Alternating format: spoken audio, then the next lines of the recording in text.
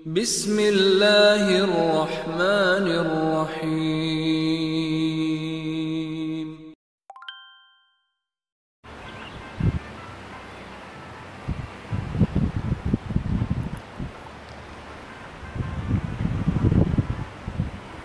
Bismillahirrahmanirrahim. Assalamualaikum warahmatullahi wabarakatuh.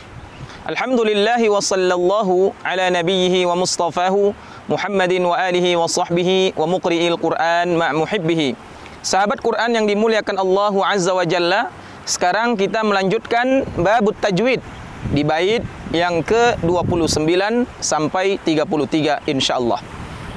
Al-Imam Ibnul Jazari mengatakan wal akhdhu bit tajwid hatmun lazimu man lam yujawwidil qur'ana athimu li'annahu bihil ilahu anzala wa hakadha minhu ilaina wasala.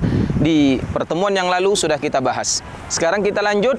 Wa huwa aidan hilyatut tilawati wa zinatul ada'i wal qira'ati wa huwa i'ta'ul hurufi haqqaha min sifatin laha wa mustahaqqaha. Al-Imam Ibnul Jazari mengatakan wa huwa aidan hilyatut tilawati, bahwa pentingnya kita mempelajari tajwid karena dengan tajwid dia akan menjadi penghias. Hilyatut tilawati, penghias, pemanis tilawah. Ketika kita sedang tadarus bertilawah bersama-sama, maka itu akan terasa indah jika membacanya dengan tajwid. Hilyatut tilawati wa zinatul adai, dan dia juga akan penghias, menjadi perhiasan tatkala kita melakukan majlis ada, tahammul wal ada, tatkala kita talaki, mengambil sanad atau mengambil bacaan dari guru kita, maka tajwid juga akan menjadi hal yang utama yang akan menghiasi majlis ada kita. Hilyatut tilawati wa zinatul ada'i wal qiraati, dan dia juga akan menjadi penghias qiraah, bacaan secara umum. Ketika kita membaca Al-Quran sendiri, maka itu akan terasa indah dengan kita mempelajari tajwid. Jadi indahnya bacaan itu jika disertai dengan tajwid, bukan hanya disertai suara yang bagus. Andai pun bagus bacaan tapi tidak dengan tajwid, maka tidak terasa indah. Seperti kita sholat, imamnya membaca Alhamdulillahi Rabbil Alamin, suaranya Masya Allah indah, tapi karena tidak dengan tajwid maka tidak akan terasa indah bacaannya. Jadi bagus bacaan yaitu jika disertai dengan tajwid.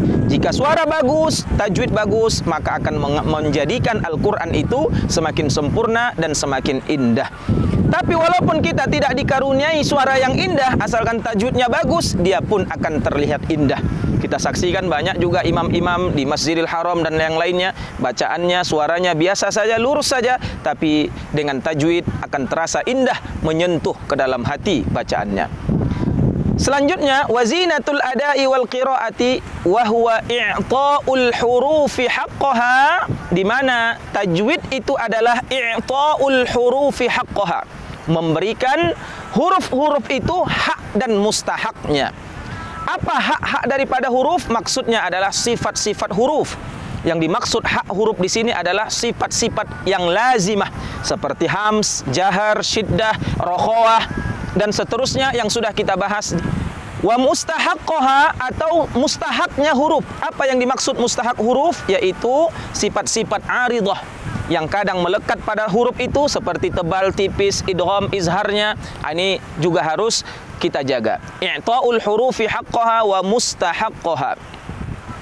Wa raddu kulli wahidin li aslihi, dan kembalikan huruf itu ke asalnya. Wa raddu kulli wahidin li aslihi wal lafdhu fi nadhirihi kamithlihi, dan lafaz-lafaznya harus konsisten. Jika panjang 2 harokat, maka yang lain mat tabi'inya juga 2 harokat. Jika hunnahnya 2 harokat, maka hunnah di ayat yang lain juga harus 2 harokat. Maka harus lafaznya seimbang, konsisten, dan huruf-hurufnya harus kembali kepada makhrajnya. Ya, jadi harus kita jaga makhrajnya betul-betul. Itu maksud waraddu kulli wahidin li aslihi. Seperti ha, betul-betul makhrajnya diletakkan di ha. Tha, betul-betul makhrajnya diletakkan di tha. Jangan huruf tha kita baca sya. Jangan huruf zai kita baca jim. Ini berarti tidak mengembalikan huruf tersebut kepada makhrajnya. Kemudian mukammalan min ghairi ma takallufi bil lutfi fin nutqi bila ta'assufi. Tajwid juga bermakna mukammalan, membaca Al-Quran dengan sempurna.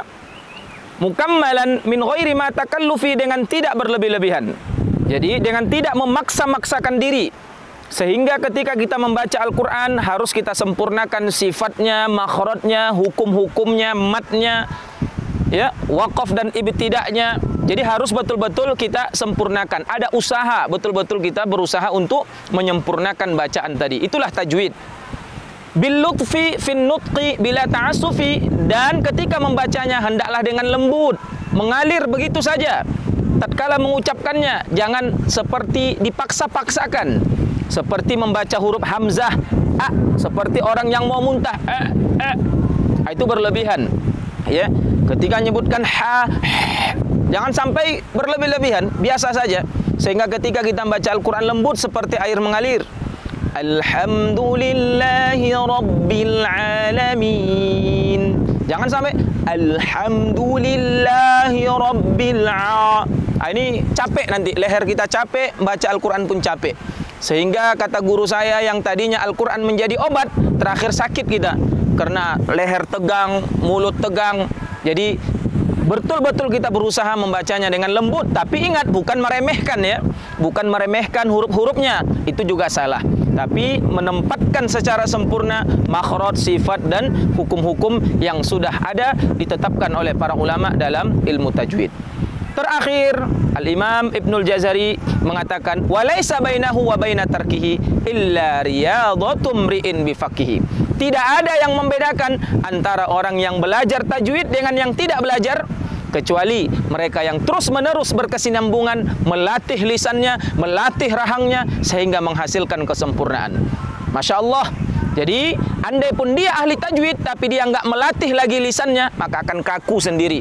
Ya, akan kaku rahangnya, akan kaku lisannya. Jadi teruslah latihan penuh dengan kesabaran, jangan putus asa. Kenapa? Karena Ar-Rahman 'allamal Qur'an. Allah lah yang mengajarkan Al-Qur'an. Allah melihat, Allah tidak tidur. Siapa hamba-hambanya yang terus melatih, terus berusaha untuk membaca Al-Qur'an dengan sempurna. Dan terakhir, jangan lupa, jangan hanya kita jangan hanya terfokus kepada makhraj sifat. Jika itu sudah kita kuasai, maka yang paling penting adalah pahami maknanya, tadabburi ia, dan amalkan dalam kehidupan kita. Itu yang terpenting. Demikian sahabat Quran, semoga bermanfaat. Subhanakallahumma bihamdika asyhadu an la ilaha illa anta astaghfiruka wa atubu ilaik. Assalamualaikum warahmatullahi wabarakatuh.